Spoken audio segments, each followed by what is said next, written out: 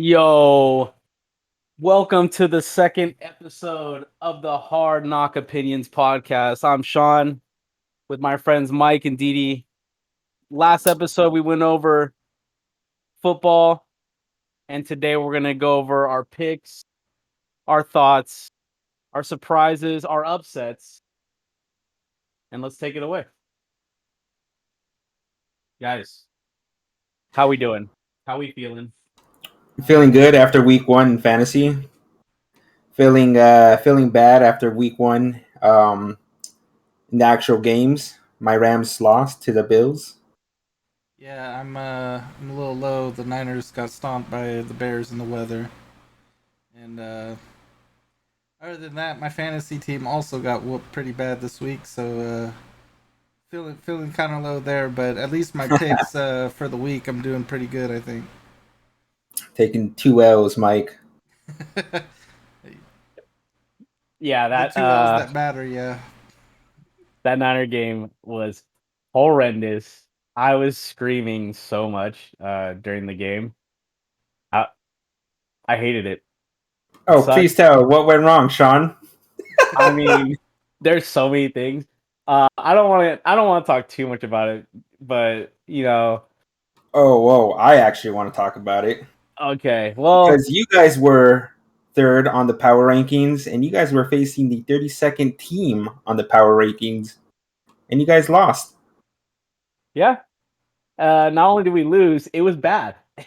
we we uh we drowned out there in that rain.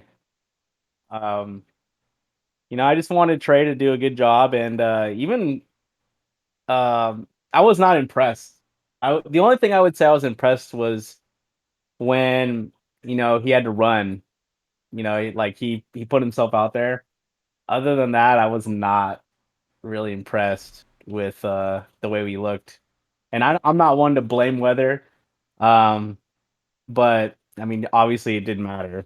But I still think we're a better team than the Bears. But that day we were not, so it sucked. That's why they say the term "any given Sunday." Yeah, 100%, Trey 100%. Lance didn't look good, man. His accuracy was pretty bad. Yeah, he was throwing the ball low, and yeah, just there wasn't anything for me to get hype about other than like a couple passes. I'm like, okay, well, a couple passes, that's great, but what are we doing out there? And then of course we lose Elijah Mitchell. It's like, what is it with our running backs? We haven't had a decent running back since we haven't had like the workhorse running back since Frank Gore, it feels like. Do you think it's your strength and conditioning coach? No idea. I mean, I don't want to blame coaches over guys getting hurt. It's a difficult sport, you know. Dudes get rocked. It is what it is. Can't prepare for it.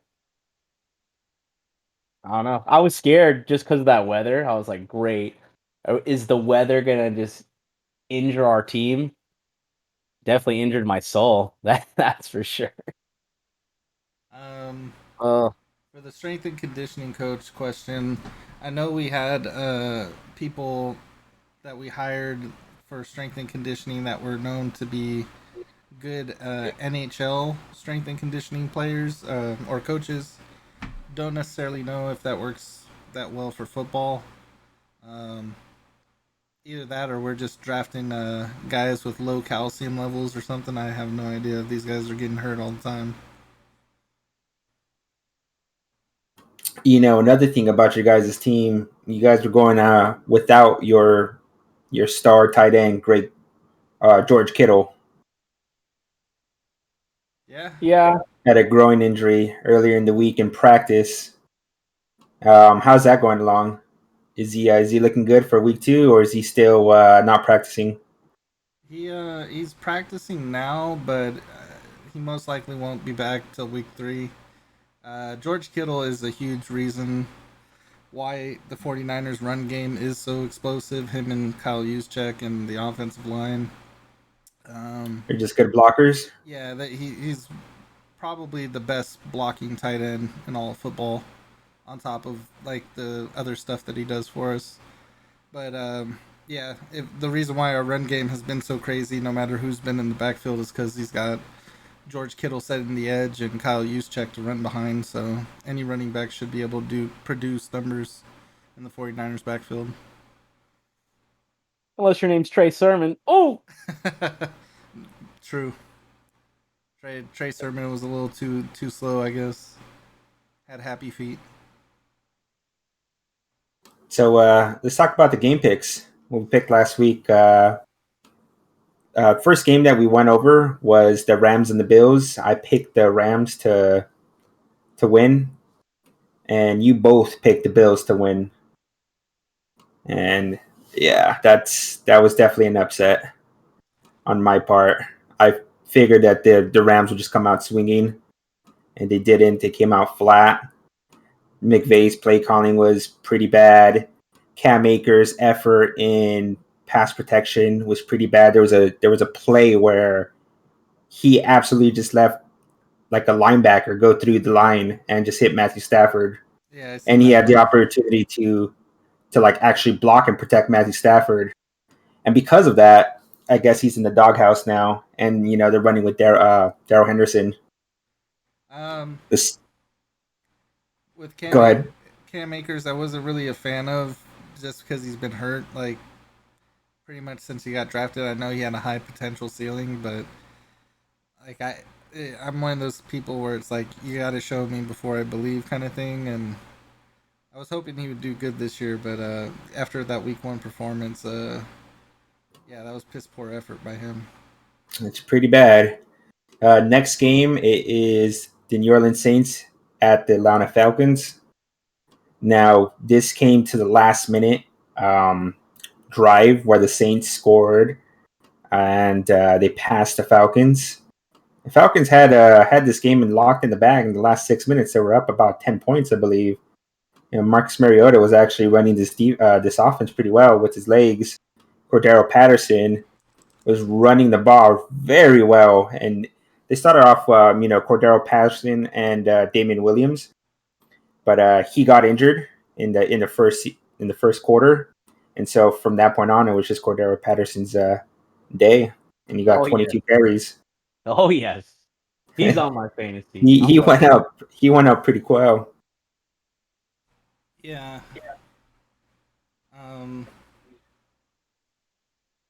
It's crazy because he's over 30. Like he's just still doing it. You know what was interesting about watching this game is that they still have Taysom Hill in their lineup as a variety player, where he'll play various positions. It could be tight end, it could be a quarterback, it could be a running back.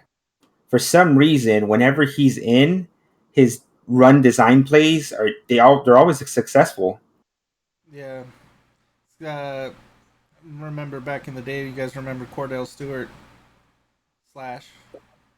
He was like one of the first people that was a quarterback, but they had I forget, I think it was like, was it Gus Ferron or no, it was Neil O'Donnell or Chris O'Donnell, Neil O'Donnell, one of them, at quarterback, and they would use Cordell Stewart, who was the backup QB, as a wide receiver, running back, and do a bunch of trick plays, and they nicknamed him Slash after that. So he was one of the first that I remember that would do trick plays like that, being a backup quarterback.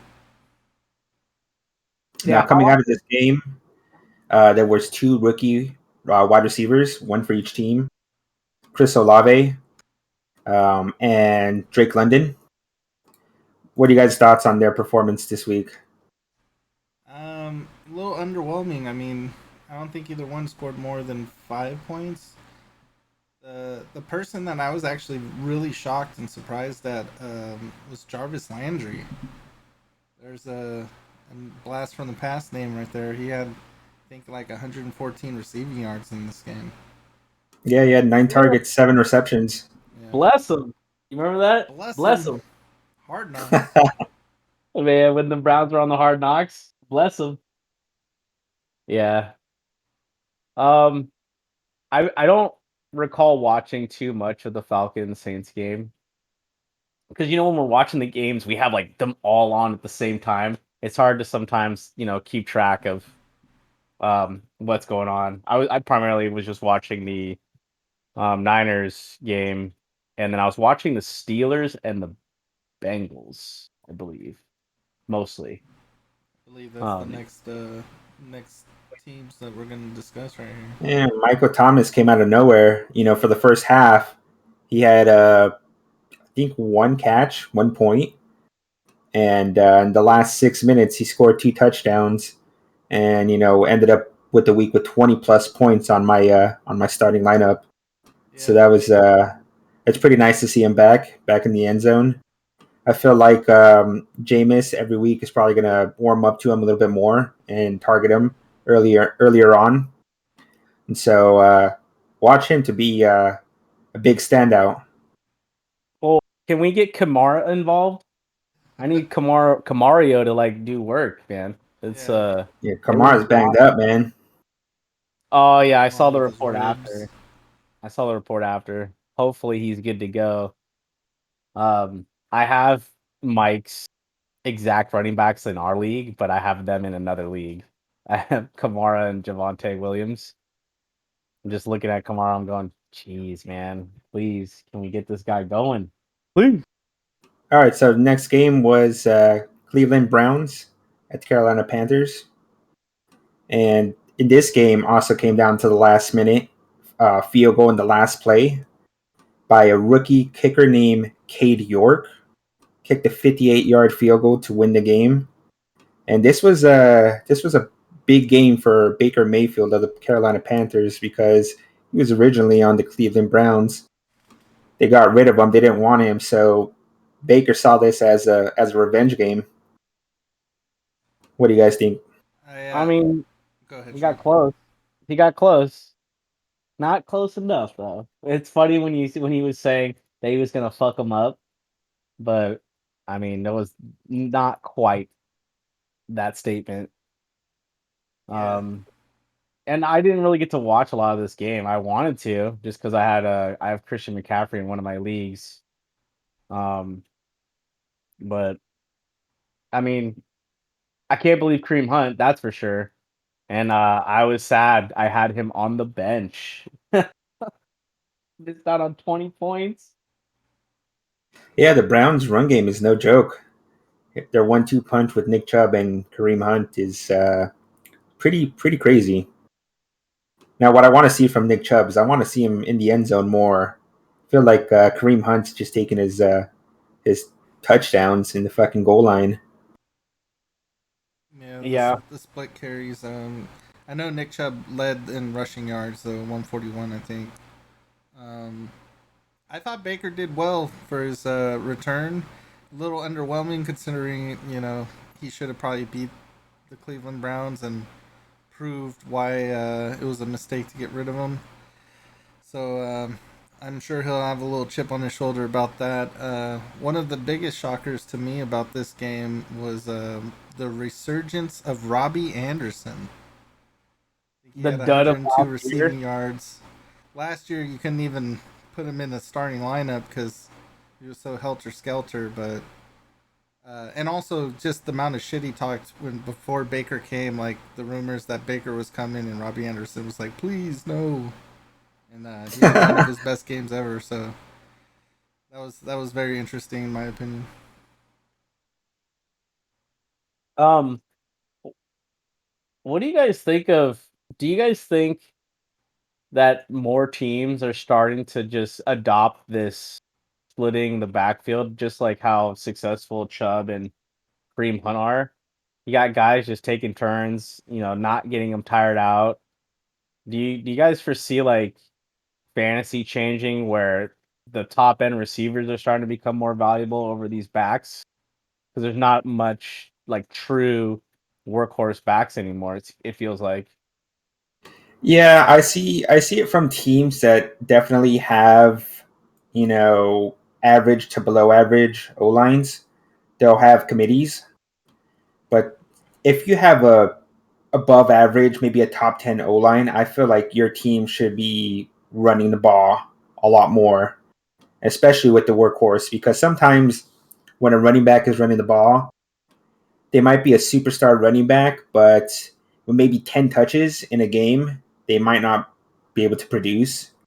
Give them a good 18 to 20 touches, and one of these touches, these guys are amazing at separating and finding holes in the scrimmage, the line of scrimmage. So one of these plays are just gonna blow one off for 50-yard run.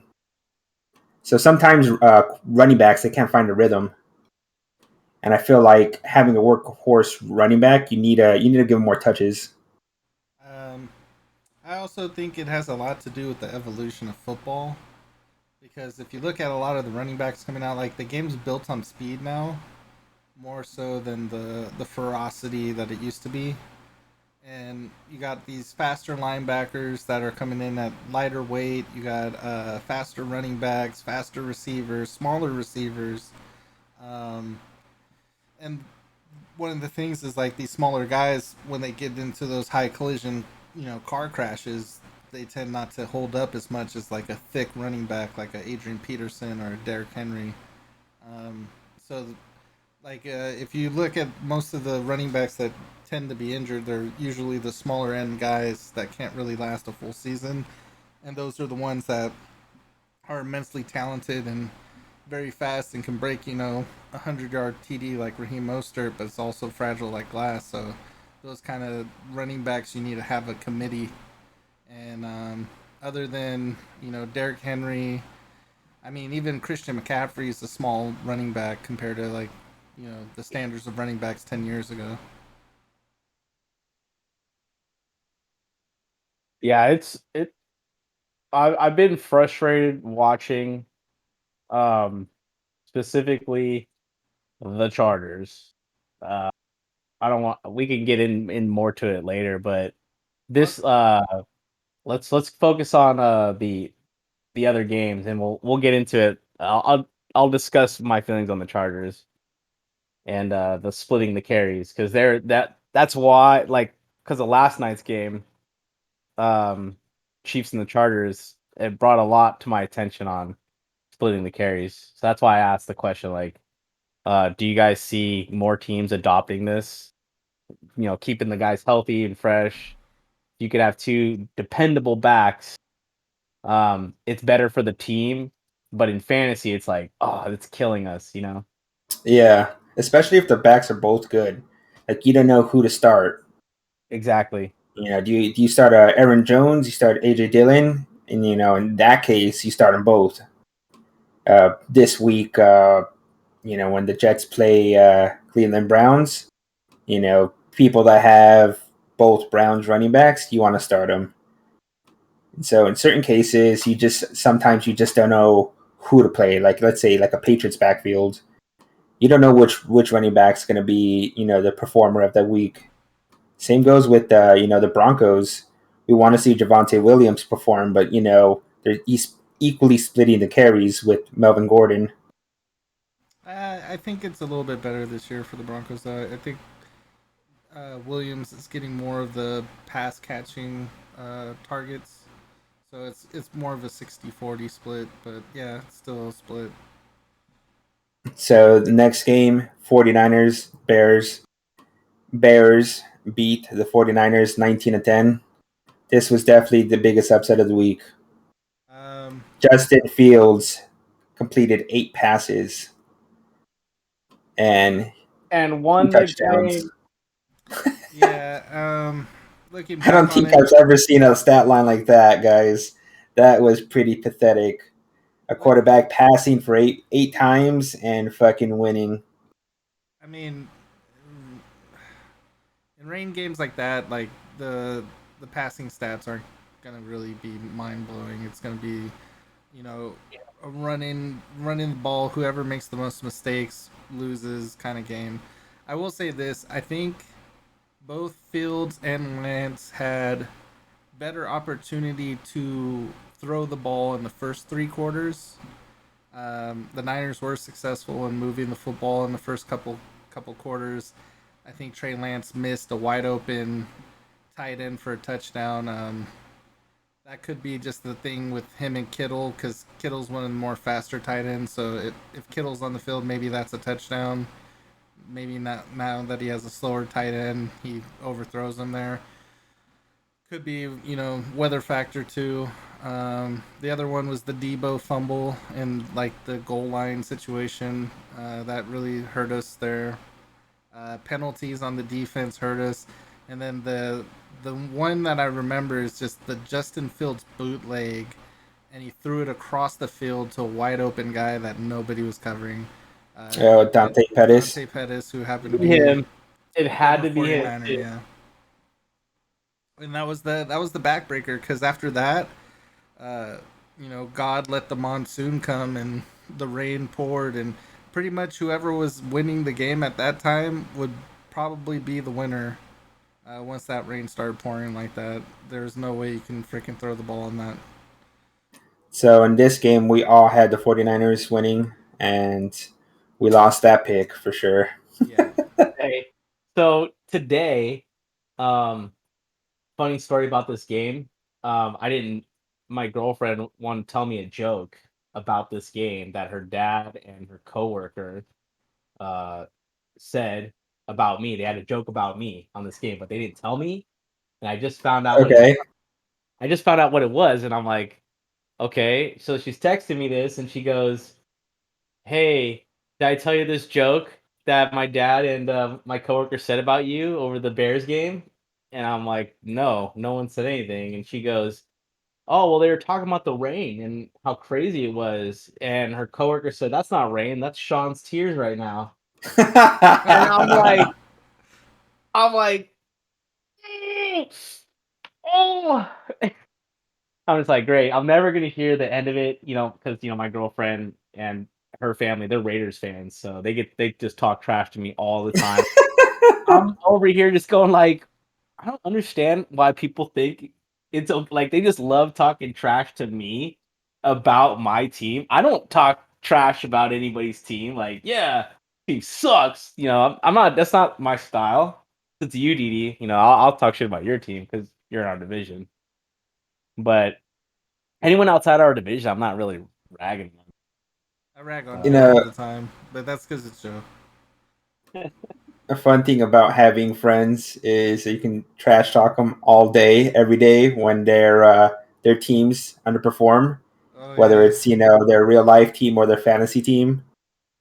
And this week was pretty fun. I got text messages at 11 p.m. that just said 8 completions. I wish I had a friend for each team, like a close friend for each team, and Yeah. just talk trash on their horse. Like if I knew a Browns fan, I'd be like, "Dog, your team is horrible." Just, oh man. I mean, they finally have their quarterback, but not this year. Yeah, I know. That'd be crazy. If he goes undefeated when he comes back somehow, like the team is undefeated for those games. That'd Would be pretty tight. Um, All right, let's follow to the next game. We have the Pittsburgh Steelers playing at Cincinnati. That was I a had crazy game. Cincinnati winning this game. What about you guys? I had Cincy, I believe. I think I had Cincy as well. I think we all lost this one. Now this game went into overtime, and overtime was very interesting because you had fucking kickers on both sides missing field goals left and right. I know. That was nuts. I'm like, McPherson, the clutch kicker from last year, missing a field goal to end it. I'm like, I think he missed an extra point, didn't he? It was blocked by was it Minka Fitzpatrick? Oh, maybe.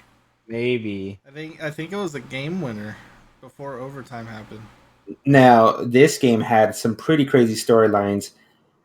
First half, the Pittsburgh Steelers defense was just all over Joe Burrow. They were rushing, they were pressuring, they were intercepting. Joe Burrow had 4 interceptions in this game, and that's the worst performance I've seen him play. And they still had a chance to win it at the end too, which is crazy. Yeah, J.J. Watt was probably having one of the best defensive games I've ever seen.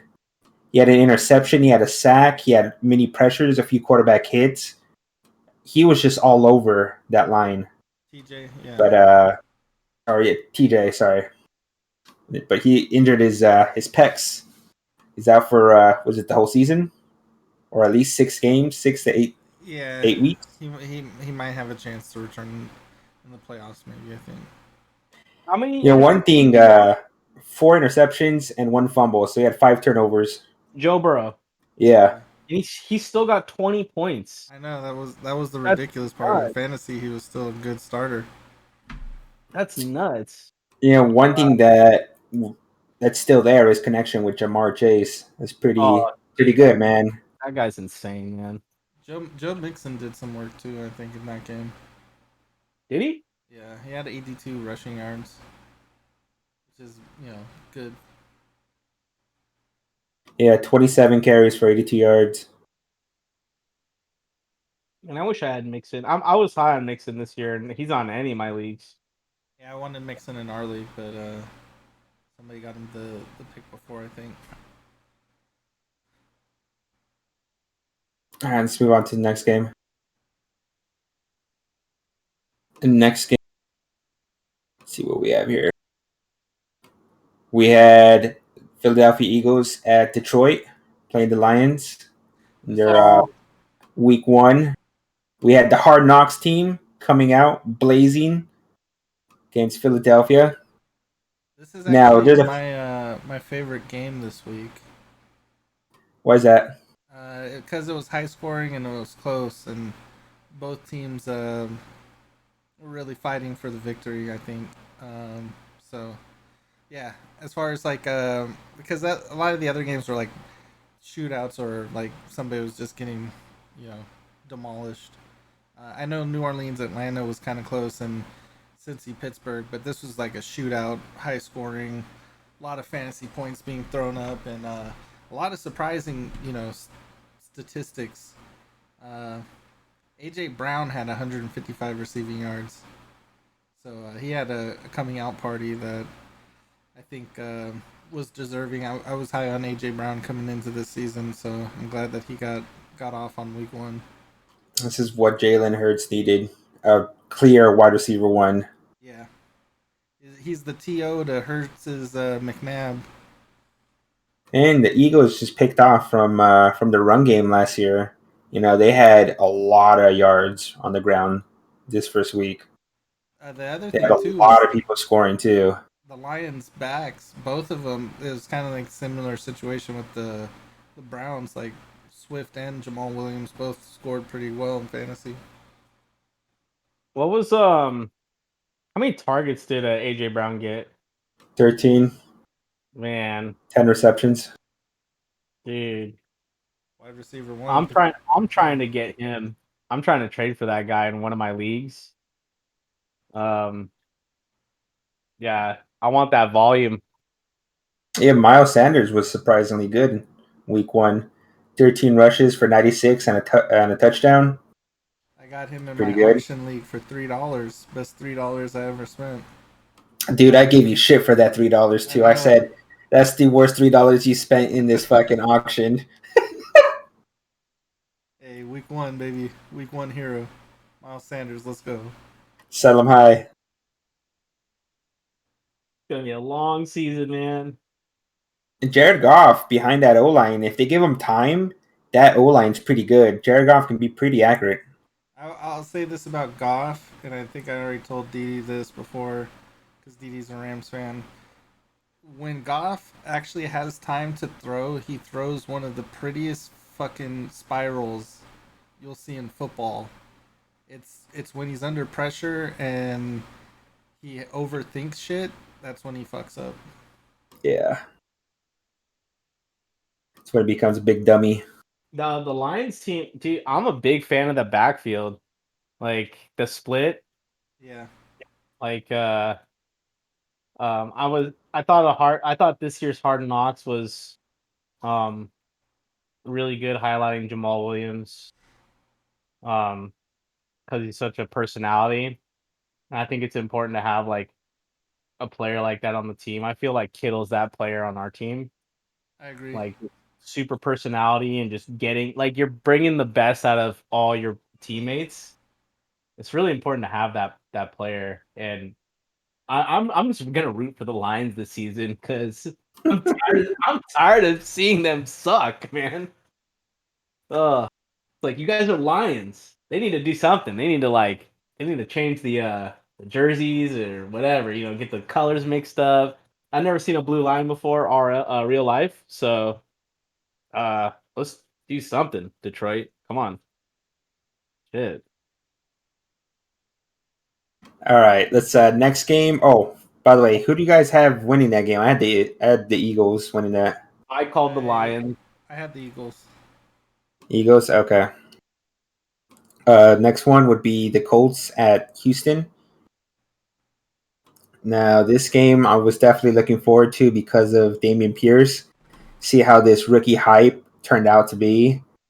And in this game, it was very surprising that they had Rex Burkhead have about, 77% of the snaps, Yeah, 19 carries, 90 yards or so.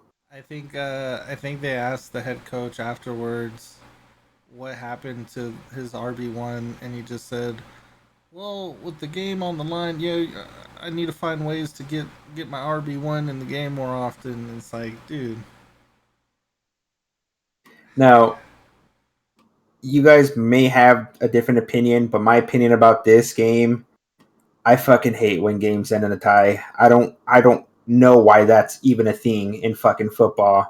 Like, Sure, soccer could have a fucking game end in a tie. Let that sport have that shitty fucking rule, but it shouldn't be here in fucking football, man. They should at least play until they win. Give them a second overtime, a triple overtime. Go until someone fucking wins. a tie is like kissing a really hot girl and then finding out she's your cousin. Oh, you have experience with that? No, but that's what I figured it'd be like. Like, at first you're like, hell yeah, and then once you find out, you're like, oh. Well, Anyways, she was a good kisser. Matt Ryan just didn't really look well in this game, man. I've mean, been he's old. I've been saying it before the season started. He's been old ever since Shanahan left, and He's been old. like, that was one of the reasons why I was low on Michael Pittman Jr. He actually had a good game, so I'm glad Ryan threw the ball his way. But Matty Ice has been old, and I wasn't high on the Colts coming into this season. He threw the fucking ball 50 times, 352 yards, one touchdown, one interception. I don't know, man. He just didn't look right. Yeah. Yeah, because they're not just give the ball to Taylor. Okay, I'm gonna small rant here. I'm man, I don't know how good fantasy is for my health, guys, because I get mad like just watching a lot of these games, especially like I don't think I have any Colts players. But my point that I'm trying to make here is when you have really good players and you don't give those players the ball or you don't have plays to like get them the ball, it just drives me crazy. It's like, dude, just feed Taylor. What are you doing? What's going It on? wasn't until the end of the game or the second half where they actually, got back into the game. Because Houston was leading, I think, by 10 plus points. Yeah. They actually did feed Taylor the ball here in this game. It was 31 carries for 161 yards. And they also targeted their main wide receiver, Michael Pittman, 13 targets, 9 receptions, 121, and a touchdown. But this was just all out of urgency towards the end of the game because they just wanted to get back into it. I do have a side note on this game. I had Alex Pierce on my team, rookie wide receiver, and I think he had 2 chances at touchdowns, and he dropped one. That was a for sure touchdown, so that was unfortunate. But hey, he could always come back this week. Be on the lookout for the Colts using Naheem Hines more in the passing game because he's still a good pass catching running back. Yeah, the reports say that they want to utilize him way more. Which I mean, that's what I'm saying. Like we're getting in these teams where they're gonna use the other running back, and you're just sitting there with your star player, starting, and you're like, wait, why is that guy? Why is the second RB out there? The hell? So with this game ending in a tie, this put this division without a win in the first week. Oh, Yeah, No God. one that's pretty won. sad. It's just pretty funny how no one won in the division, and then two teams played each other. How interesting. Jeez. All right, so next. I had the Colts winning in this one. I did too, I did but too, I think. I mean, I guess when it comes to picking games, we should definitely look more into division games because some of these division opponents where we think they should be, definitely dominating, like the Bengals over Pittsburgh, and they're going the other way. Um, the Saints over Falcons. Falcons pretty much dominated that whole game, and in this case, Houston over, Houston and the Colts, and it was a close game all the way out to overtime. yeah. The next following game, which is the New England Patriots at Miami Dolphins. Well, I called this one. Yeah, I had the Miami. Dolphins. The For I some think reason, I had Miami. Patriots just don't play well in Miami. uh, Sorry, did you guys hear that? What was that? Oh, I don't know if you could hear it. My cats were just fighting just now. I don't know if my mic picked that up. Yeah, dude. Miami. Yo, this is my team. Like Miami is the team, I guess, for me to watch this year. I'm excited for them, just because Coach Mike McDaniel coming from the Niners. That's all I really care about is seeing that team yeah. succeed with him. You guys get a chance to see the Waddle touchdown? Oh yeah, Yeah, the celebration. Do you see a celebration? It was probably one of the most creative celebrations I've seen. I mean he did that last year. Yeah, I've never really paid attention to it till just then. because Miami sucked last year. To be honest. I actually the only reason that I know about that touchdown or that celebration dance is because I was in the first round of playoffs last year in one of my leagues, and I had to go to dinner, and I was in Tahoe, and I wasn't able to watch the game because we had to go to dinner, and I go, all right, well let me just I don't want to think about it because I knew guy I was playing against had Waddle, and it looked pretty good, man. For the first half, I was like, oh dude, that's looking pretty good, and as soon as I said that, he caught a touchdown. I saw him doing that stupid Waddle dance, and that's when I was eliminated right there from that touchdown. I was like, God, oh, so yeah, Yeah, but Mac Jones didn't look good in this game. He couldn't get anything going the whole game. I think. Guess he had back spasms. oh, did he? I think Mac Yeah. Jones is the worst quarterback drafted from last year. I know he made the Pro Bowl or whatever and had a decent season, but I think that was all mass behind the play calling and Bill Belichick. I think we'll find out exactly what Mac Jones is this year.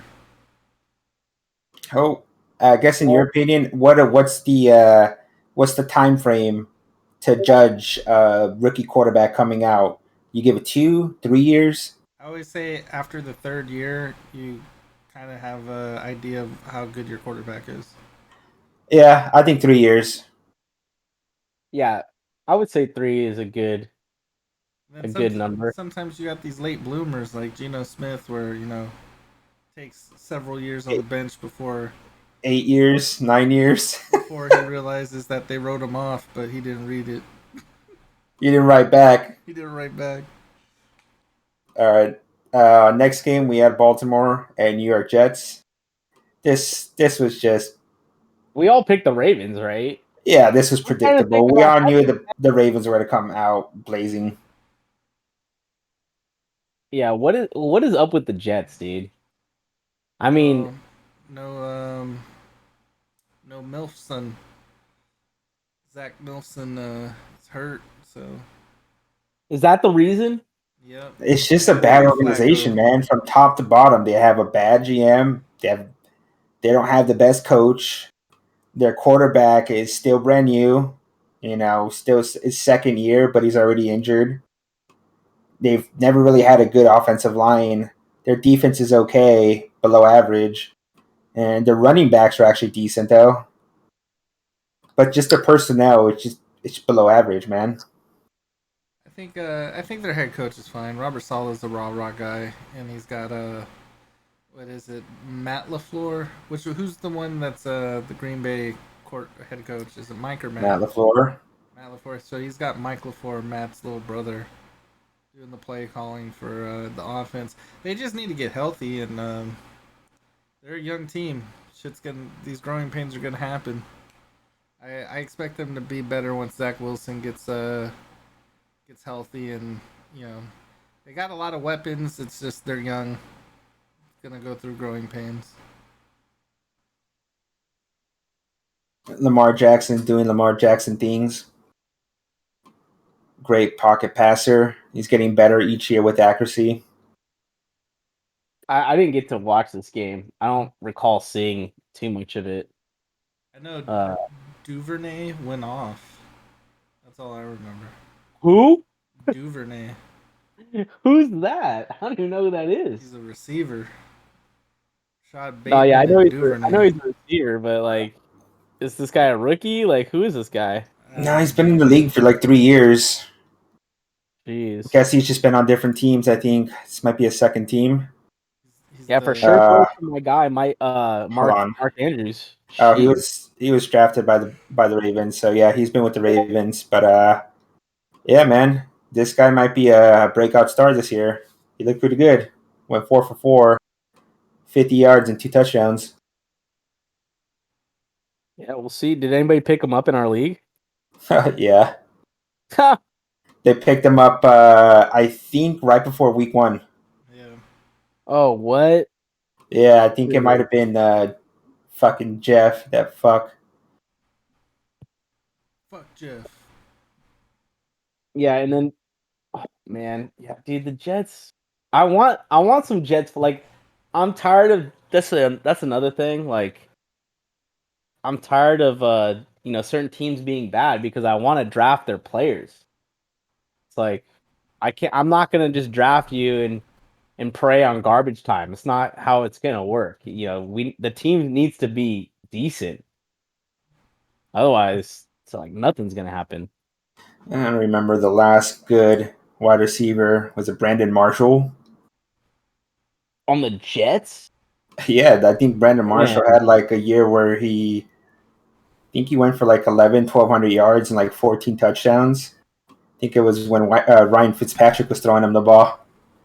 Oh my God, Fitzpatrick was on the Jets too. That guy was on every team almost. Holy! I had Ravens. We all had Ravens, right? I think so. Yeah, I did. Pretty sure we did. Next game, we had Jacksonville at the brand new team, Washington Commanders. Yo. All I For know sure. is I selected like 4 rookie wide receivers because by the end of the draft I realized I cucked myself on wide receivers. And one of them was Jahan Dotson, who absolutely went off. And luckily I started him, so You started him? yeah. Jesus, the balls on that. I mean, That's it a was Messiah either call right there. that or Alec Pierce. Hey, the Oracle was there on that I pick. have the Oracle vision right there on that one. I picked the Jaguars to win this game just because I want it's second year for Trevor Lawrence, right? So let's see it happen, man. Let's go. Yeah, I picked the Jaguars. Travis Etienne didn't look good. Trevor Lawrence overthrew a pass in I think the first half for a touchdown. Etienne dropped another would-be touchdown, and James Robinson just looked like the better back that day. I picked the Commanders just because I thought Carson Wentz was the main reason for the Colts making the playoffs. I know a lot of people didn't think that. And I just like the weapons that they built around Carson Wentz with Jahan Dotson, Curtis Samuel, Scary Terry, Antonio Gibson, J.D. McKissick, Brian Robinson Jr. when he comes back healthy, um, Logan Thomas at tight end. Like the offense is there, and not only that, they got a really solid defense. So that's why I went with the Commanders. Next game we had New York at Titans. I had the Titans winning this game. I believe I said it wasn't going to be close. I think we all had the Titans. I think we all had the Titans, and it was like, yo, just feed Derrick Henry. He didn't do shit. He ran for like 80 yards, but no touchdowns. And when he doesn't score a touchdown, it hurts his fantasy output. I will say this: Over them. one of my picks that I wanted to see was Saquon Barkley to see if he could live up to the hype, and I think I said I don't see it happening, and he proved me wrong. That fool went absolutely bonanza in this game. Put the team on his back and carried him. That's what you expect from him every single week. Like, he has the talent, he has the potential. He's an insane special running back. He just can't stay healthy. Last couple of years, but even like not last year, but the year before that, it was like he was hurt in and out, and he didn't perform well. So, just seeing that from him, week one, respect. It's pretty crazy that their first year head coach Brian Dable went for it instead of tying the game at the last second The to make balls it on that guy. 2020. He just went, you know what? I want to go for the win here. I'm going to put it in my best player on my team in his hands and see what we can do. Gave it to Saquon. And at first effort, it looked like he wasn't going to make it. But his second and third effort to push in, dude, Saquon just willed it into the fucking end zone. Hey, isn't that dope? Hey, isn't that dope? A coach made sure that the ball gets put in the best player's hands On the goal line? And No not way. throwing the ball? No way. No, what? That's what I've been getting mad at watching these games. A la Pete Carroll, fucking Super Bowl. I know. Yeah, Marshawn Lynch on the one, throw it. Yeah. Jesus. Unbelievable. Man. So this was a pretty interesting upset. Definitely didn't see the Giants coming out. Yo, Daniel Jones looked pretty good. 17 for 21. 2 touchdowns, 1 interception, I believe, and he looked pretty good, man. How many points did he get? He's a fool's gold. He'll look good one week, bad the next. This whole game to me was Saquon coming out party of Saquon. Damn, got no faith in sneaky Daniel Jones. This guy's fast, man. Danny Dimes. Yeah, this is the same Daniel Jones that tripped himself. Remember, was it last year? That was last year. He was running in for a fucking touchdown, and he just tripped himself. No one near him. Remind me of a Steve Young run against the Vikings from days of yore, except for Young actually made the touchdown. I can't believe this. Someone in my league has Daniel Jones as a backup. That's insane. Not the league that we're in together. Holy smokes. All right, next game we had KC at Arizona. Now, this was a definite shocker. Yo, Arizona looked flat. It wasn't a shocker for me. I thought Pat Mahomes and Travis Kelce would put a whooping on him, but we all expected KC to win, but we didn't expect them to win in the fashion they did, where they just dominated. They scored on every possession. I mean, ridiculous. I think it was double XP week on Call of Duty, so I kind of expected it. I think every weekend is gonna be double XP when DeAndre Hopkins. Hold on, Mike. Explain to our audience, what do you mean by that double XP weekend? Well, apparently there's a correlation between Kyler Murray's horrible performances during the week and the same double XP weeks that Call of Duty has. So The correlation is all he does is play Call of Duty on double XP weeks and not read the fucking playbook. This fucking guy. I actually think it's quite hilarious that that's a scenario that a team is dealing with their starting franchise quarterback. Now, This guy has a video game addiction. let me tell you this. Without knowing who was the number one wide receiver week 1. For the Do you guys Cardinals, know? Yeah, do you guys know? it better not be AJ Greg- Green. Oh Greg my Dortch. god. Yeah, a guy named Greg Dortch. Greg Dortch. Yo, I don't know this guy. Never heard of him. No disrespect, but what a name. He was called This fucking guy. Greg Dortch. What a name.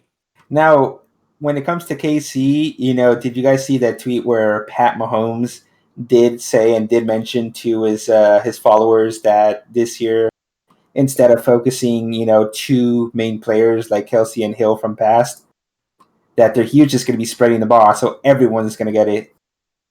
And that's what the Kansas City Chiefs are doing this year, man. They're spreading the ball like crazy. Everyone's getting a chance to shine, and this is a we team, not a me team. I still think it's 50% Kelsey and then spread the ball everywhere else. Well, we'll see. I mean, I think it's kind of funny. I don't know. I don't know. I don't have any numbers to backing any of this up, but it really feels like 4 players are just talking trash to each other on Twitter. Like, just to go back to the Niner game, like Justin Fields saying before the game, like, or after the game, he goes, "Yeah, I'm glad they didn't draft me." Like, okay, you're talking trash to the Niner organization. Like, you have no credit. I mean, yeah, you beat them, but you got nothing. That's the only win you got, man. I bet he didn't say that last year when he got whooped. But you know what I'm saying? Well, it was his first year last year, So I'll tell you Got this: whooped. kind of a break on that. you guys know the 3 guarantees in life, right? Death. Taxes, death and taxes, and then what's the third one? I'll see if you guys try to guess it. Yo, so I don't know. I feel like I Mike? should know this. Mike, what's the third one? It involves the Kansas City Chiefs receivers, one specific receiver. Never start MVS. That's right. Wait, what? Death, taxes, and MVS is a trash wide receiver. Those are 3 guarantees in life. Oh God. Everybody who drafted MVS thinking he was going to be the new Tyreek Hill, I'm sorry to report, MVS is trash. He will be dumped soon.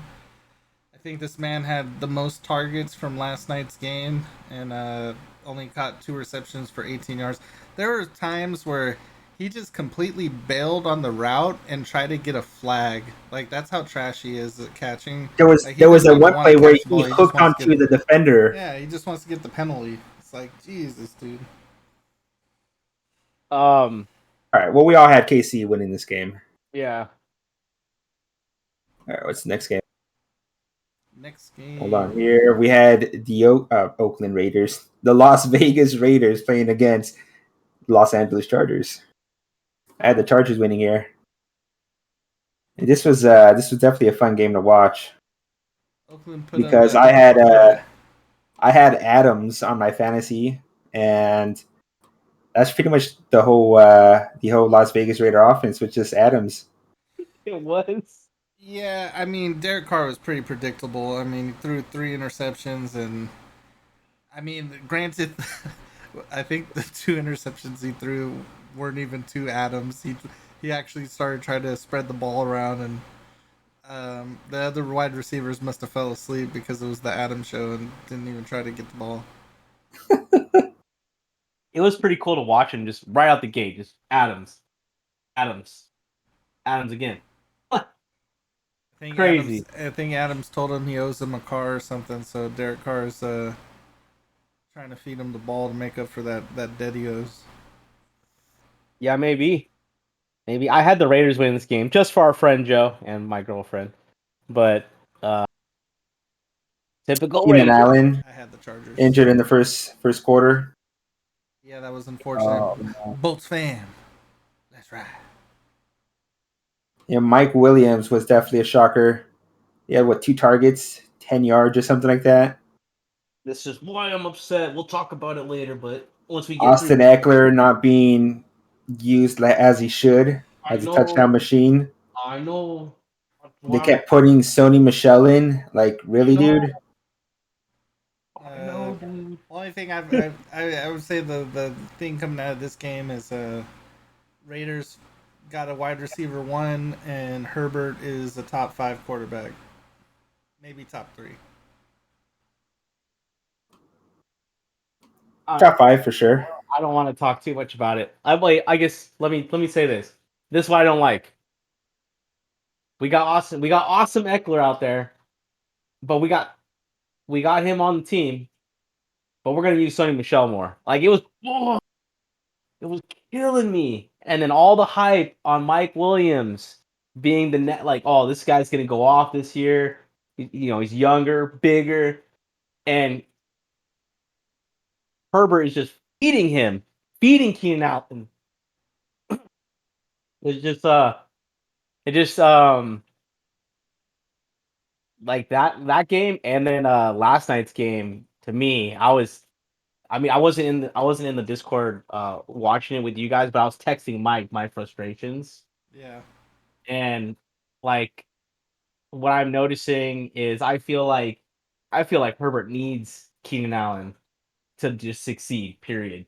Like he relies on that slot receiver to just do work, move the ball, and then if you want to take a shot, you have Mike Williams. And the Chargers were banged up at O-line, man. They're already out. Their starter was a Pouncey, and they lost 2 starting O-line I don't want to hear that shit, players man. yesterday. Everybody's out O-line. I'd rather hear an excuse about the elements than the O-line, dog. Yo, but after these 2 games with the Chargers, I want to trade Eckler and I want to trade Mike Williams. Like it's just I don't want to deal with this. Like if you're gonna put in another running back who's not as good as Eckler, and it shows, and it's so frustrating to watch that as a fantasy player. I'll say and this then, though, Eckler did outperform his expected points this week. but you get why I'd want to trade him, right? Like I just like I don't want to. That was your RB1, man. That was your 4th overall, and he's not performing like a 4th overall. Exactly. Should have been performing 4th overall. A Justin Jefferson or a Cooper Kupp, you could have got there. Yeah, easily. Jamar Chase. I'm feeling like the game. That's what I'm saying. Like the game, going off of what Mike is saying, NFL is changing. They're changing their approach. They're mixing in the players more, keeping these guys fresh. I get it. It's a long season, but it doesn't help my fantasy football team. So I'm looking for a good week from Eckler. We're gonna hopefully he gets a good week next week because I can't trade him now. I'm looking for the trade this week on Mike Williams in my other league though. I'm hoping that AJ Brown has a shitty game this week and I go, hey dog, look at my guy Mike Williams out here. Pretty dope. You want to trade? I just want the volume, man. That's all I care about. Who gets the ball more?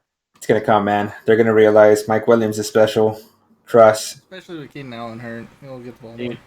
I don't know, man. I don't know. All right, what's the next game on the ticket? It's Packers at the Minnesota Vikings. All right, this is an absolute trash game. Aaron Rodgers, fucking coming off of ayahuasca, has been having horrible week ones the last couple of years. Yep. Aaron Rodgers hasn't scored more than 5 points in week 1, 2 consecutive years in a row, but still has won MVP in both years. Ain't that interesting? Yeah. Well, we'll see how he does this year without Devontae. Dude, his receivers look like shit. Christian Watson. Their rookies are just young, man. Feed it to Dylan. Yeah, Christian Watson had a walk-in touchdown that could have changed the whole momentum look of the game there. He'll get it right. I mean, Sammy Watkins was 3 for 3. I know somebody dropped him in our league, but I'm looking at the numbers. I was the one that dropped him. I'm crunching Dude, them. Sammy Watkins look old. He looks slow. He- I'd rather have the upside with the rookies, Watson or Dobbs. Watkins is not the play. This is I what, dropped him. this is what I'm thinking. 3 for 3.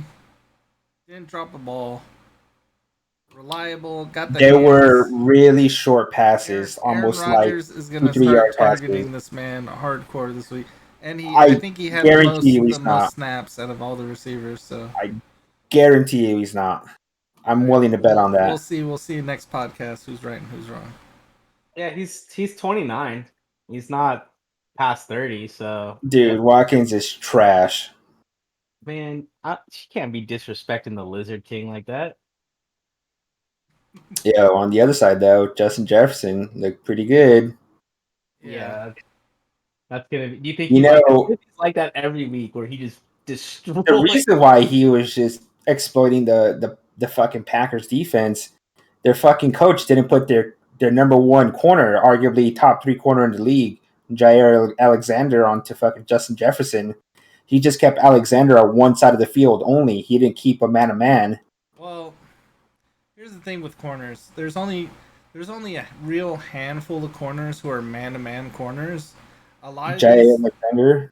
well, you gotta look at the scheme, right? If they're playing cover 3, like Richard Sherman's a hell of a cover 3 corner, right? He can cover one side of the field. He's got that on lock. But if you were to move Richard Sherman into the slot just to follow the one, he gets toast because he's slow. Now, is Jair Alexander slow? I don't know, but maybe if he's a cover 3 corner, that's why the coach isn't moving him into the nickel. Usually the people that you want in the nickel are people who are extremely fast that can catch up to those kind of wide receivers. And in that, this league only has a handful of guys that can do that. And Jair Alexander might not be one of them. No, Cook looked good. Kirk Cousins looks good. You know who looked awful at corner week 1? Jalen Ramsey. Yes, sir. Yes, sir. I love the resurfacing shit talking coming onto the internet where I guess Ramsey said that Josh Allen was trash. You know, When he got drafted, yeah. when he got drafted, I'm just like, damn, that caught up to you. That caught up to you, didn't it? So All right, I had Vikings actually winning this game. I think I picked the Vikings as well. I picked the Packers. I picked the ayahuasca warrior. It's interesting, like yeah, it doesn't seem too bad. Like I don't feel like players are no one's like kind of I haven't heard anybody roasting Rodgers for coming out and saying he's done all these psychedelics, so I don't know. It's kind of cool that I would expect media to just go all day with it like, "Oh, well, he's doing drugs." Like, but they're not. I don't see any of that. But I'm not watching every sports analyst show, so And next game is the Tampa Bay Buccaneers at Jerry World. Dallas Cowboys. oh, Now this game Cowboys. was just one sided the whole way. Dak Prescott looked dry. He looked outmatched. The play calling was mediocre. Ezekiel Elliott didn't look like Ezekiel Elliott from 2016. Their O line is trash. They're banged up at wide receivers. You know, they had CeeDee Lamb, a couple rookies out there, Dalton Schultz still out there, but this Cowboys O line couldn't stand up to the Buccaneers defensive front. Yeah, I picked the Cowboys in this game, banking on Tom Brady being too old, got too much on his mind.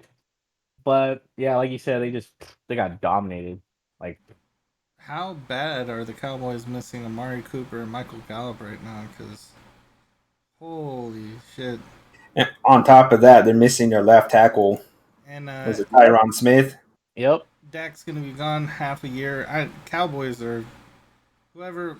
Sorry, Cowboys fans, but you guys aren't making the playoffs this year. No, they're not.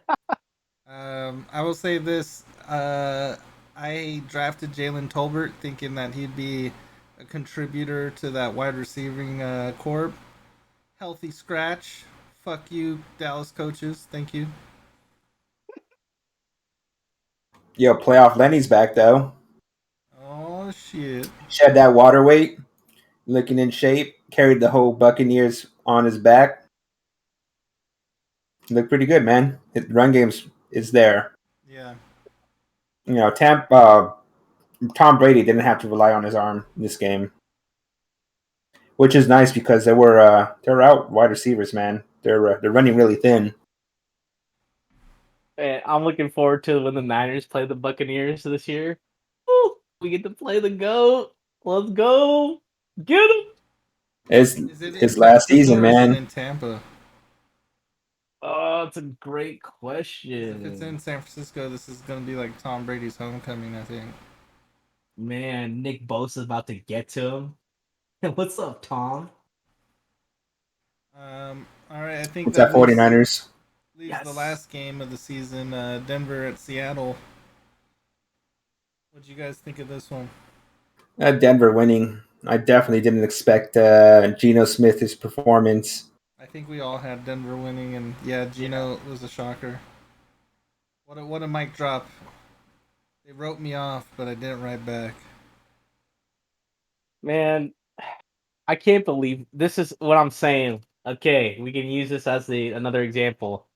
The coach has the opportunity to give the ball to the best player on the team, and he goes, "Nah, I'm gonna put my kicker out there, go for the record outside." Bro, what? Why, man? Come on, dude. Why do we even get Russell? You just paid him $250 million, and yet you don't want to put the ball in his hands when it means the most on Like he's fourth never, down.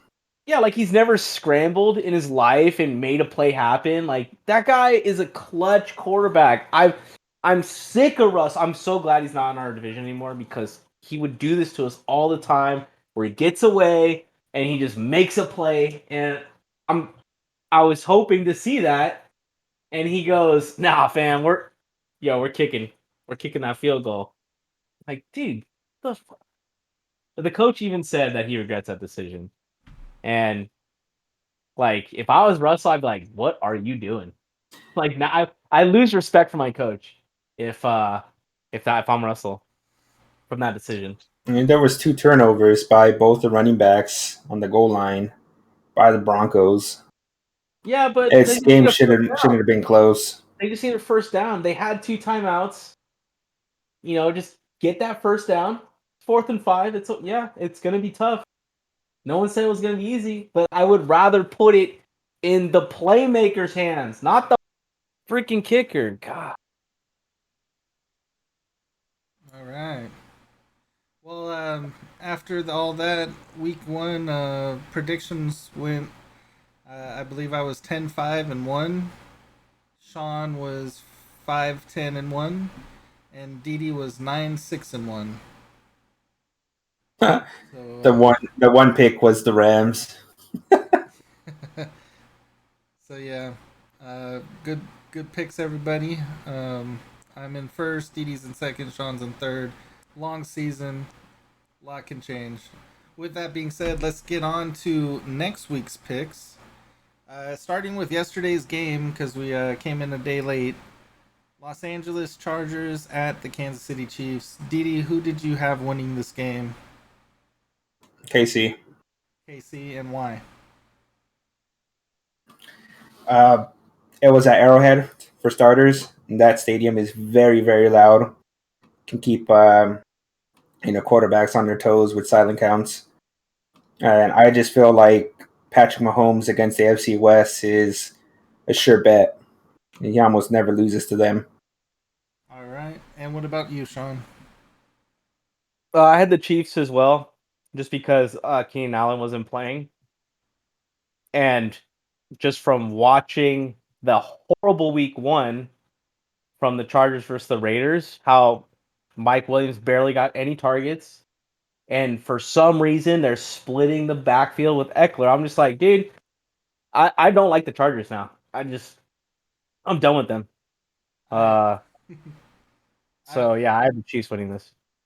Nice. I also had the Chiefs winning this because it was at Arrowhead and because of Pat Mahomes' dominant performance week one.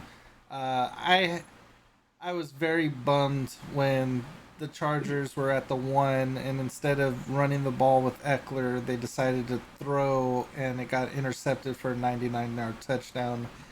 That not only flipped the way the game went, but it really stalled my fantasy performance because Pat Mahomes got the lead and they started running the ball. So, Mecole You Hardman realize what led to that, right? didn't get any receptions. What led to it? What led to the pick six was Gerald Everett being gassed because the previous play he caught a first down for I don't know over 15 yards or something like that, or more than that, and he was gassed from that play. He put his arms up, signaling to the sideline like, "Hey, get me out of here! I need a play in a breather." And they're like, "No, we're going with up tempo." So he turned around and went back into the line and tried to run to the side, but he just got beat because he was still gassed from the previous play. Oh my god, that makes it even worse. Shitty Yeah, head pay attention to coaching. that. They should have called a timeout there, Or at or least just not just sub not him hype it. in. Sub somebody.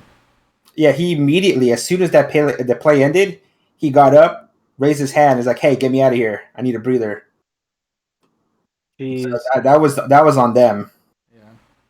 Yeah. But yeah, that play right there, the 99-yard interception changed the course of the game, changed the course of fantasy. Pat Mahomes goes from maybe scoring 20, 25 points to 17 points and winning the game. All right, let's go with the first game up. We got the New York Jets at the Cleveland Browns. Didi, give me your winner and one person you're excited to watch. I'm say Cleveland wins this. I'm excited to watch Kareem Hunt. I feel like he's gonna get the touchdowns this week. All right, Sean, what about you? Same as Didi.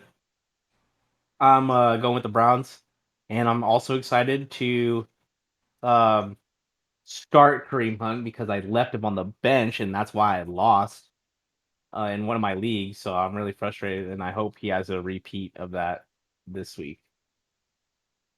Yeah, he should have. All right, I'm also picking the Browns, and one player I'm excited to watch is Donovan Peoples-Jones. See if he comes out and becomes that number one wide receiver for Jacoby Brissett.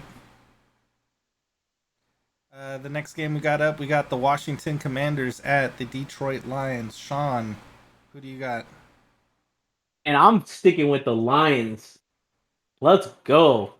And I want to see. I guess I want to see St. Brown do well. The backs, I'm not worried about them. They look great. I want to see. I want to see Goff, kind of go off and with St. Brown. 'Cause I'm trying to target some receivers. People go, "Oh, I have this receiver, but he's on a shitty team." I'm looking to target some of those players. I'm looking for the targets. All right. I'm gonna go and pick the Commanders. I want to see how John Dotson does in the second game and see whether they're still going to target him in the end zone. I too am picking the Redskins, and I too want to see how Jahan Dotson, Curtis Samuel, and Scary Terry, how the targets get spread around there. Yo, Mike, you just went back into the past and picked the Redskins. Oh, the Commanders, my bad. All right, next game we got Tampa Bay Buccaneers at the New Orleans Saints. Didi, who do you got? I got the Saints winning here by maybe about a field goal. The Saints they seem to have Tampa Bay's number. Tampa Bay is running really low on wide receivers right now. I don't think they have a single healthy one. Every single one of the receivers are on the injury report, and let's see, Godwin's out for the week. If Mike Evans plays, which he probably will, Marshall Lattimore the number one corner for the Saints, has played very well against Mike Evans for the last 4 or 5 outings that they've had. All right, player to watch. Huh? I'm the Any- same with Didi. Like, I'm gonna watch Marshawn Lattimore. That's my player. Okay, Sean. I'm the same with Didi. For some reason the Saints they seem to have the Buccaneers number. So, and I mean, I'm I'm excited to see Kamara. I really want this guy to go off. That this is the game to do it. Hopefully he's healthy. He's still questionable this week, but I'm excited for him. He hasn't practiced. Yeah, he can come back. I'm actually going to be going the opposite way. I'm picking the Bucks. Tom's the goat. I can't pick against the goat until somebody proves me otherwise. Saints beat him twice last year.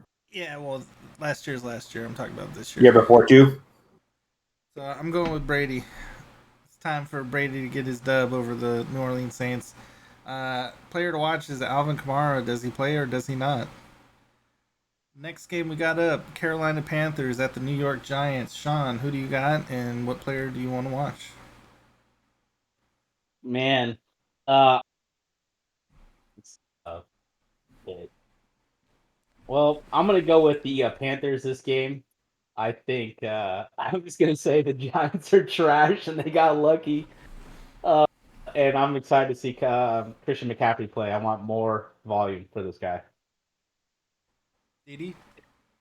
I'm gonna go Panthers, and I want to see if Robbie Anderson can repeat what he did in Week 1. I like it. I'm gonna go with the Giants. See if they got the hot hand. They got the rookie coach going for it on 2-point conversions at the end of the game. Man, that takes some balls. Player to watch for me is going to be Saquon Barkley. Next up, we got the New England Patriots against the Pittsburgh Steelers. Didi, who do you got winning and player to watch? I got the Patriots winning. I feel like Mac Jones is going to play a lot better this game. The Patriots are going to be a lot more disciplined. And they're playing against a Steelers team without TJ Watt. Najee Harris is banged up. I think the player to watch here is going to be, I'm going to say Mac Jones. All right. Sean, what about you? Yeah, I got the Patriots also winning. Just like Didi said. Sorry, I'm piggybacking a lot on Didi, but he's bringing up the facts. Losing TJ Watt was huge. That was a huge loss. And Mitch Trubisky did not look good at all. So, and yeah, Najee just looking so hurt, but he somehow walks off the field. It doesn't look good for the Steelers. Player I'm most excited for. I mean, not excited. I just want to be shown. Like Ramondre Stevenson needs to do something. Otherwise, I'm just mad that I even drafted a Patriot. So annoying. So yeah, I hope Ramondre Stevenson has a good game. I'm going to go on the opposite side again, and I will pick the Pittsburgh Steelers because they're at home. Even though they're without Watt, Minka Fitzpatrick is still a beast. And my player to watch is Minka Fitzpatrick. He's a game ruiner. All right, next up we got the Indianapolis Colts at the Jacksonville Jaguars. Didi, who do you got and player to watch?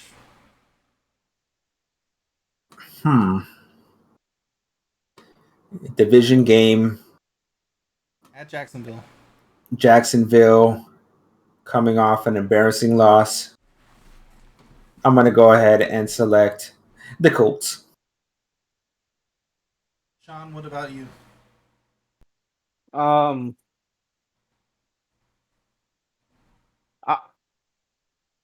Yeah, I'm gonna say the Colts. I think I'm gonna say the Colts, and I mean, God, Jacksonville is just such a big question mark. Like, You know, Colts have a lot of injuries. A lot of injuries already on their defense. Interesting. I think the player to watch, I want to see Mo Alley Cox in the the end tight zone. end? Yes. I feel like Matt Ryan has good connection with his tight ends. And so he needs to just take advantage of Mo Alley Cox's size in the end zone and, just throw it up to him. All right, well there you go. Didi's expecting a lot from Big Mo Cox. Sean, what about you? Player to watch. Jonathan Taylor. All right, Do work, man. Feed the man. let's go. I'm gonna pick. I'm gonna pick the Jacksonville Jaguars because they're at home, and like I said, I'm not trusting Matt Ryan until he proves me otherwise. Next up, we got Miami Dolphins at the Baltimore Ravens. Sean, who do you got? I'm going with the Dolphins. I think they're gonna. I think what I'm gonna use your expression, that hot hand. Yeah. Uh, I think. I think Dolphins are gonna be good this year, man. It's looking nice for them.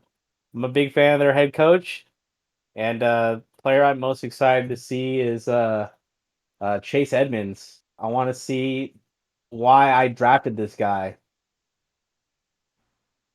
Awesome. Didi.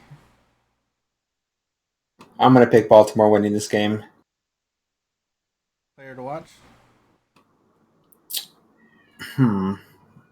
Lamar Jackson. All right. I am also going to pick the Miami Dolphins. My player to watch is Tyreek Hill. Let's see that Tua to Hill deep connection this time. All right. Next up, we got Atlanta Falcons at the Los Angeles Rams. DD. Tell us your pick, why, and give us a player to watch. I'm going to pick the Rams to win. And I'm going to pick them to win by more than 10 points. And what's Have a them player cover to the watch? spread. A player to watch, Allen Robinson. I'm calling it now. He's going to have his breakout week, and you're going to see why I was hyped about him in the offseason. And then you're gonna trade him. Nope. Hang on to him. And then trade him. I'm telling you, Rams were embarrassed Thursday night. They've had 10 days to think about this game, prepare for it. I think they're going to come out showing something to prove. All right. Sean, what about you? Dude, yeah, I think I agree with Dee. I'm gonna go with the Rams. I think, yeah, it was embarrassing. It's kind of like similar to the Niner game. Uh, Niners are a better team. They lost, and I really do believe the Rams are a better. They got whooped, but I think they're not going away. So I got the Rams winning that one. Player I'm most excited to watch in that game. Man, there's a lot of players to watch. God, I guess Mariota. I want to see. I mean, I'll be pretty impressed if this guy just starts doing really well, especially against the Rams with that stout defensive line. All right. I too am picking the Rams. However, I would not be surprised if this was a big upset this week. Uh, Falcons going into the Rams home stadium. Uh, if the Rams have the Super Bowl hangover, they're not taking this Falcons team, seriously. They could easily lose this one, and if that happens, Rams are going to start having to hit the panic button. But hopefully that won't happen, and because of that, I got the Rams winning. But again, I won't be surprised if they lose. Next up, we got Cincinnati at Dallas. Sean, who do you got winning and why? This is the probably the easiest pick of the week. I got Cincinnati. The Cowboys lost their quarterback. They lost their quarterback. I think Joe Burrow is I think Joe Burrow's gonna have a bounce back week. I don't foresee Dallas doing anything. I would actually be shocked if Cowboys even get a touchdown. Can I say that? I'm gonna say that Cincinnati shuts them out. Damn, that's bold conviction. Didi, who do you got and why? So I'm going to follow up what Sean just said. The Cowboys are the only team in football that didn't score a touchdown week one, and that's with their starters out there. Now, with the backup quarterback, this Cowboys offense is going to be atrocious. I have Cincinnati winning by double digits. Player to watch, Joe Burrow. He's going to have a bounce back week. Just like Sean said, he had 5 turnovers last week. He's going to have 3 touchdowns, no interceptions this week. That'll be fine. I also have the Bengals winning this one. Pretty easy to see why. And my player to watch is Cooper Rush. Is this man a true backup or is he trash? We will find out. Next up, we got the Houston Texans at the Denver Broncos. Broncos country, let's ride. Sean, who do you got winning and why? I got the Broncos winning this game. 100%. Houston sucks. Just kidding, Houston. I know you guys are struggling. But yeah, I think the coach is going to realize where he fucked up. You know what I was really impressed with actually with the Broncos? They're utilizing the tight ends a lot in that game against Seattle. So that was pretty cool. And player I'm most excited to watch is Javonte Williams. That guy looked great on Monday night. All right, Didi. Broncos winning. I think they're going to utilize their running game a lot more this game, and when it comes down to it, Russell Wilson's going to pull out his magic and what he's known for. The player to watch in this game, I want to watch Cortland Sutton and see if he could be a deep threat for this offense. Nice. I'm gonna pick the Denver Broncos as well. Russell Wilson will bounce back. My player to watch though is gonna be Houston, Dameon Pierce. What is this man? Is he really a RB1 or is this just fool's gold? Can he get a rushing touchdown on the goal line? Can he get some catches out of the backfield? Will they not play Rex Burhead 70% of the time? We will find out. Next game up, we got the Arizona Cardinals at the Las Vegas Raiders. Sean, who do you got and why? I'm gonna pick the Raiders because Kyler Murray's gonna be sitting at home playing Call of Duty all week, and just seeing. I think Carr is gonna make up for those stupid turnovers that he had late in the game. But I think it's so cool to see him and Devontae like right away. There's no question. Devontae is insanely good. Might be better than Cooper Kupp. D. Sorry. Just watching that guy get open all the time. It's like, okay, well, looks like it doesn't matter where he is. So I'm looking forward to watching Devontae play. Didi, what about you? I got the Raiders. I think they're gonna have something to prove. Their home opener at Raiders Stadium in front of their home crowd, and I'm excited to see what Derek Carr can do in this game. All right. Well, my little birdies told me that it is not double XP week this week, so I'm gonna go with the Arizona Cardinals. This is gonna have to be Kyle Murray's bounce back game because if they fall 0-2, it's pretty much curtains for them. My player to watch is Kyler Murray. Yeah. Next game up. Bags under his eyes from staying up all night. Next game up, we got the Bears playing against their owner, Aaron Rodgers, and the Green Bay Packers. Didi, who do you got in this and why? I have the Packers. I know this Packer organization has what it takes to adjust, clear up the mistakes. Aaron Rodgers still a great quarterback.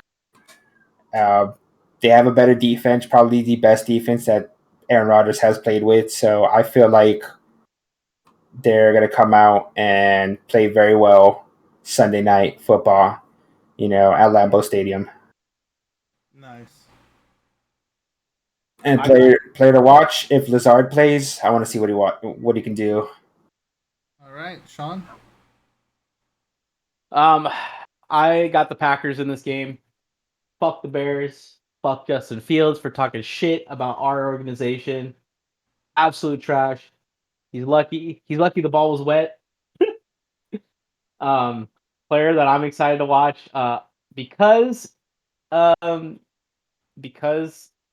Rodgers is going off on these receivers, saying that they're not up to speed yet.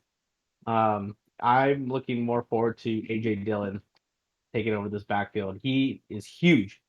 I think he's Derrick Henry Jr. and I think he's gonna run all over this team. All right. I am also picking the Packers because Aaron Rodgers owns Chicago, and he's gonna do goat things. So my player to watch is Aaron Rodgers. Got to circle back here. I can't believe I actually skipped this one. Next game up, we got Seattle at San Francisco. Sean, tell me who you got and why, and player to watch. Fuck the Seahawks. Fuck the Seahawks. Horrible. You know what? I didn't get to mention this earlier, but this is why I don't like them. Their fans booed Russell Wilson in that game. I feel like Russell Wilson is, one of the reasons that organization is even talked about. Russell Wilson got them a championship. Russell Wilson's a great quarterback, just clutch player, and these fans booed him. So fuck that team, fuck those fans. Maybe not the team. No, fuck the team.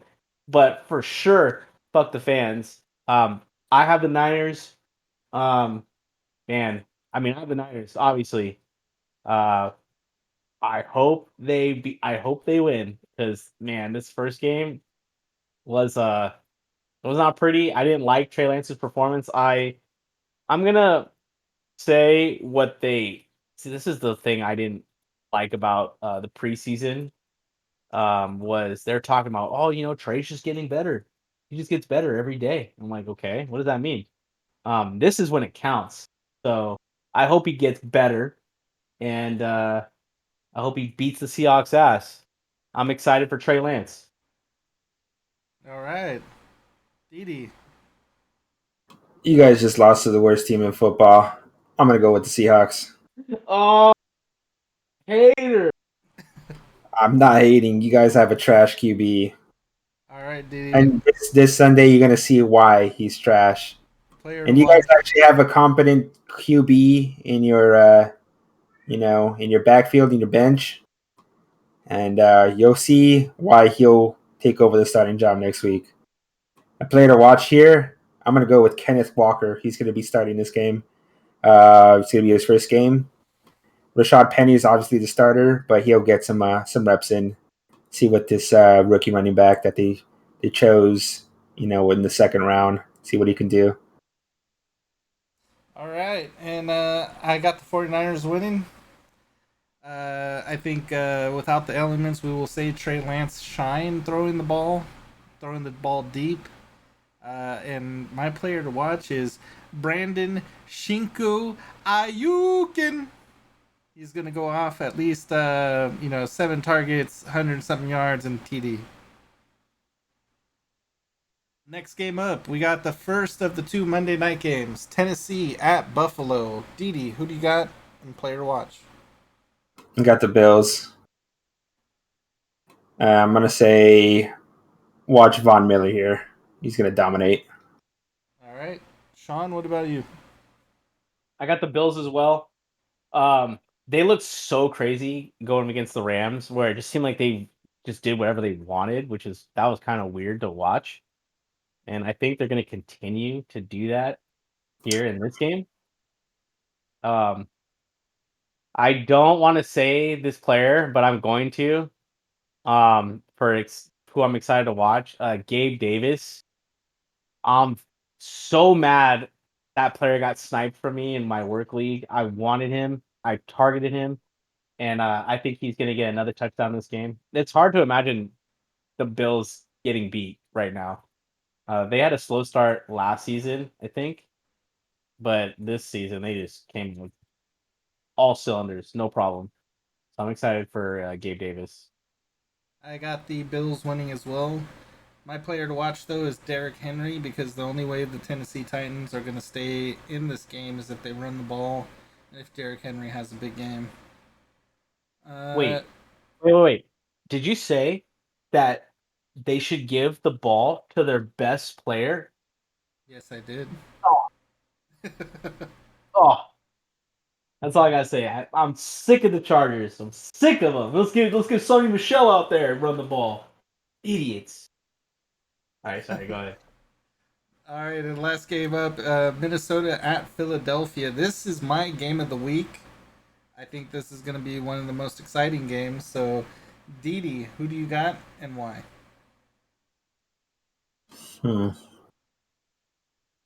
This is a tough one, man. They both were great week one. Vikings seem to dominate their opponent more. I'm going to say Vikings. It's going to be a close game. The reason I'm going to say Vikings is because I feel like they have a better defense than the Eagles. All right. Sean, what about you? I'm gonna go with the Vikings as well. No one can cover Justin Jefferson. He's gonna be open all day, every day. The only time he won't see the ball is when it's being ran by Dalvin Cook, and I think, yeah, I think I got the Vikings here. I'm most excited to see Justin Jefferson continue to dominate. All right. I'm actually going to go the opposite. My Oracle Vision is telling me that Jalen Hurts and AJ Brown are going to put on a show on Monday night. So I got the Eagles in this one. Players to watch is Jalen Hurts and AJ Brown. A couple Batmans out there. Got the triple Batmans out there. We got the swole Batman, the fast Batman, and the skinny Batman. No Robins. All right, well, there goes our picks for the week.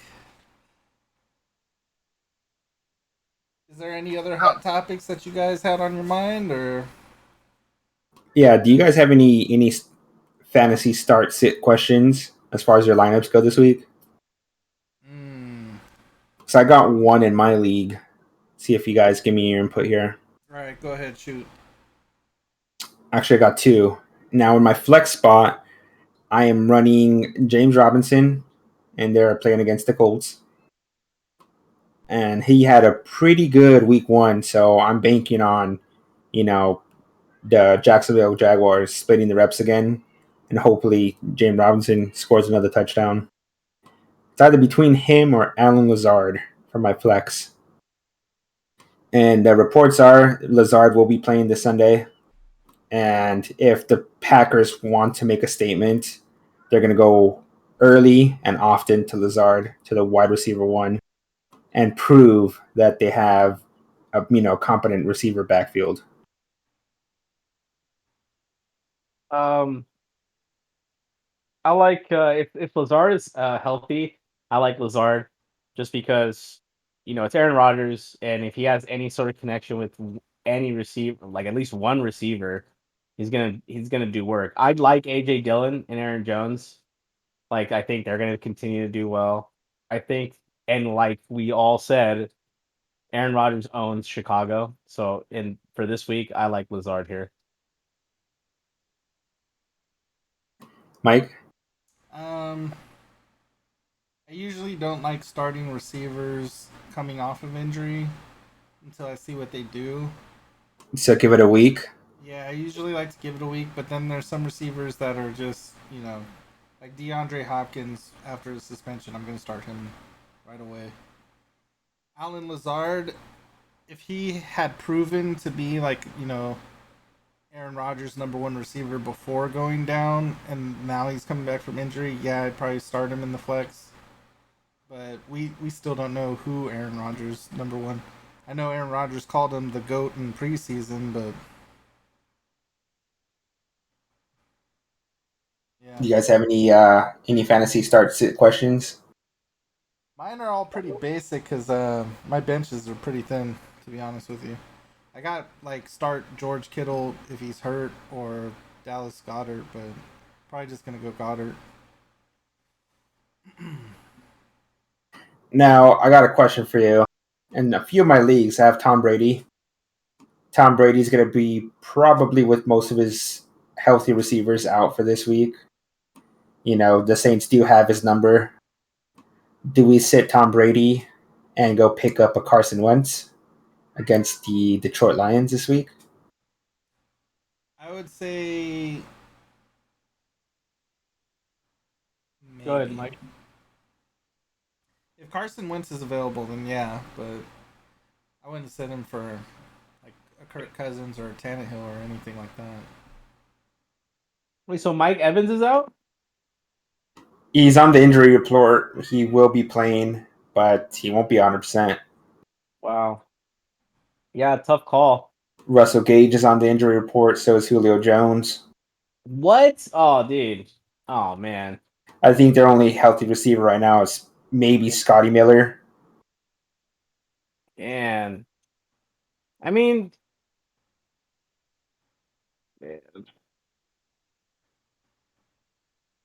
Wentz could be good. I mean, the reason why that I'm even considering starting Wentz is because of that clip from the McAfee show that you sent us about, you know, seeing the players kind of like dissect the defense and going, oh, dude, they're playing this. This is open all day.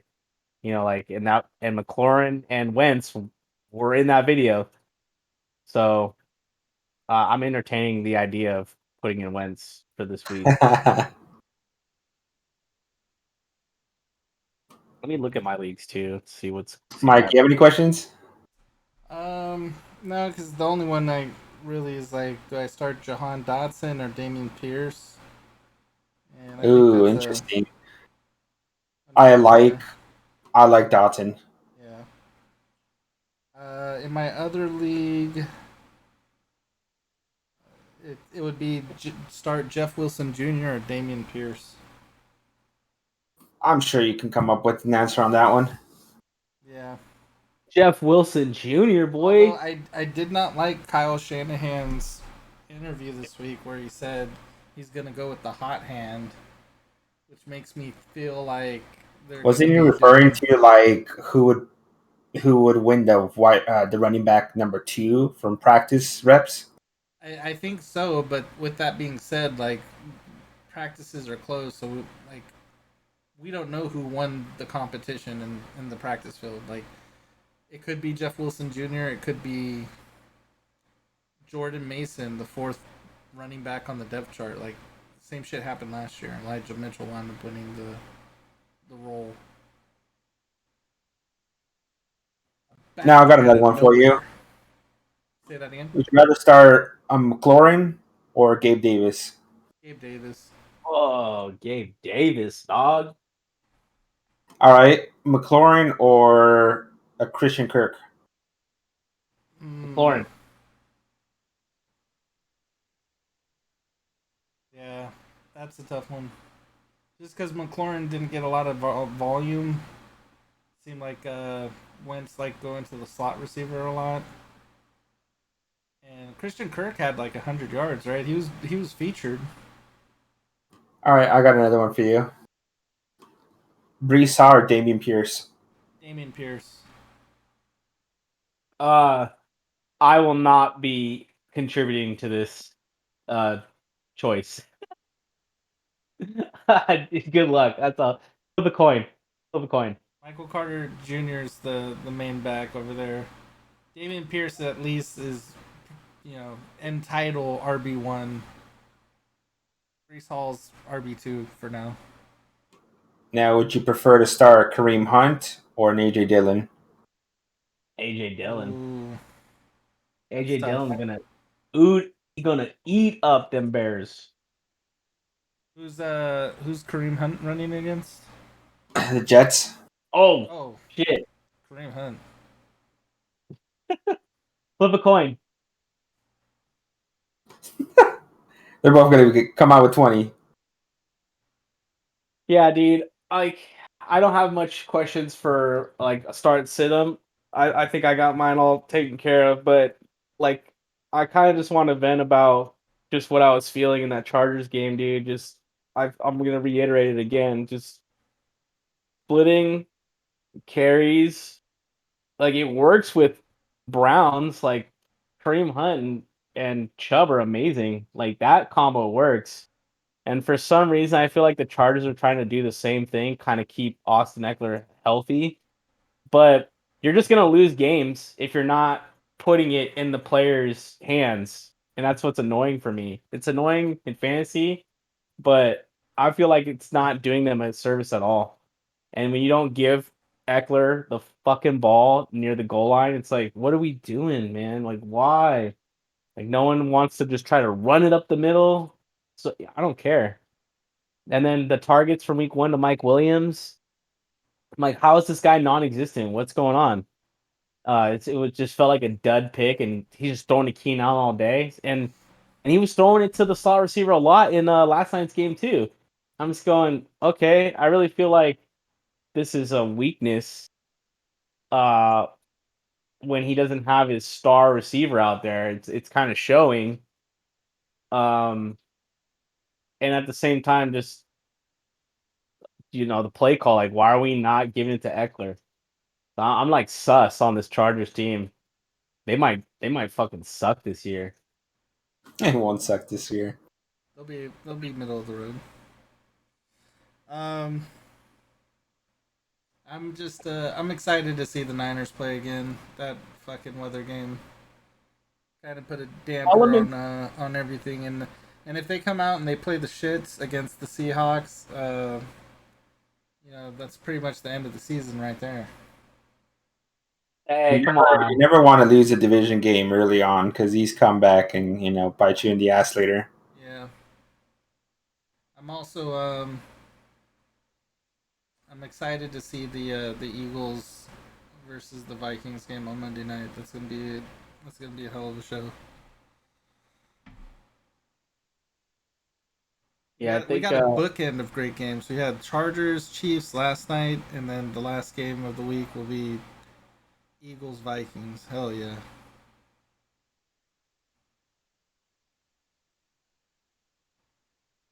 all right, what do you guys think? Wrap this bitch up? Yep. Yep. All right. Well, that does it. That concludes the second episode of the Hard Knock Opinions podcast. This has been fun. Um, we'll see who's got the Oracle's eyes this week, Oh, you guys. know what? Before we leave, I won my first week of fantasy football with Aaron Rodgers' performance of 4 points, scoring 0 points at my tight end position by Irv Smith, and scoring 0 points by my flex from Cam Akers, and I still won. That was in our league, Yeah. huh? Oh yeah. And just watch out because if James Robinson performs what he did last week and repeats it, Aaron Rodgers, I know what he can do. Actually gets me points at my QB slot. My team's looking good. What about Yeah, I will see. I mean, who are your running backs? Running backs, Aaron Jones, what's his face, Edmonds, and Robinson. Okay. well, Okay. I know that I'm playing Sean this week, and Sean's got the upper hand because he's got awesome Eckler. Yo, dog, you want to trade Awesome Eckler for Javante? No, but I might think about Kamara. Oh, yeah, we'll see. Fucking trash. All right, guys. All right, guys. Let's wrap this All shit up. right, peace out. Night, guys. All right. Night.